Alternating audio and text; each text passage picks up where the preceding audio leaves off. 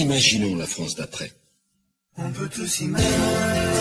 On sait parfaitement bien que c'est pas 29 ministres autour d'un Premier ministre, que c'est pas un nouveau président de la République qui changera tout. Un mot, si vous me le permettez. Rien ne ressemblera plus à la France d'après l'élection présidentielle que la France d'avant. Et j'aimerais que nous apprenions à voir la politique modeste. On ne viendra pas à la privatisation. C'est clair, simple et net.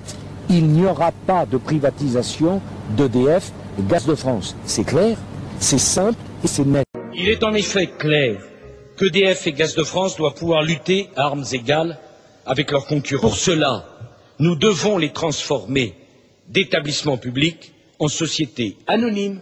Et s'agissant de l'immigration, je veux aussi que les choses soient claires. Je n'ai jamais été Christine O'Crenne pour l'immigration zéro. Il faut déclarer comme objectif le quota zéro d'immigration. Et cela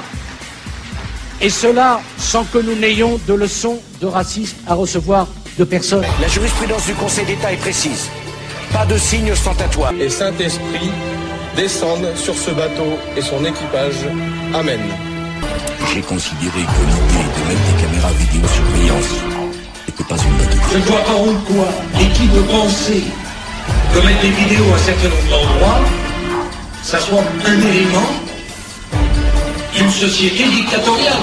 Fin 2005, les 330 salariés sont en colère. Leur cible numéro 1, Nicolas Sarkozy. Ils viennent d'apprendre que le ministère de l'Intérieur a choisi Auberture, une société privée pour fabriquer les nouveaux passeports français. Alors j'ai déjà vu des reportages malhonnêtes, mais de cette nature c'est assez rare. Je vous félicite. Il y a eu un appel d'offres, madame. C'est justement cet appel d'offres qui n'avait pas lieu d'être.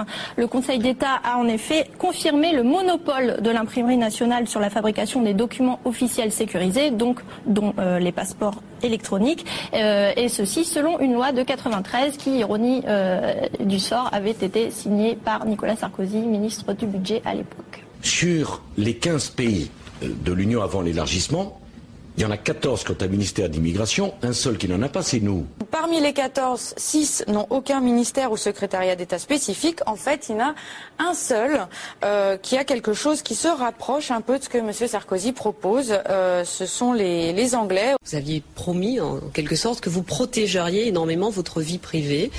On est suivi par des photographes, c'est comme ça, je m'en plains pas, mais ces photos ont été volées. La Guyane, une pirogue, un couple qui affiche sa réconciliation. Cécilia est de retour et Nicolas Sarkozy entend le faire savoir.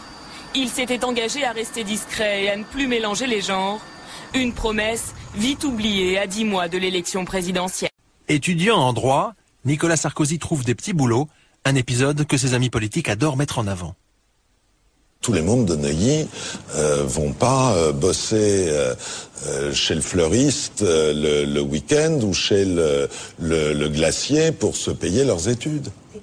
Aujourd'hui, ce mythe de Nicolas travaillant pour payer ses études fait un peu sourire sa maman. Il vivait dans un hôtel particulier dans le 17e avec un grand-père chirurgien et une mère avocat. C'était tout de même pas l'horreur. Dans le cours le plus chic de Paris, c'était pas vraiment le drame, hein. Faut pas exagérer. Oh, ah, quel encore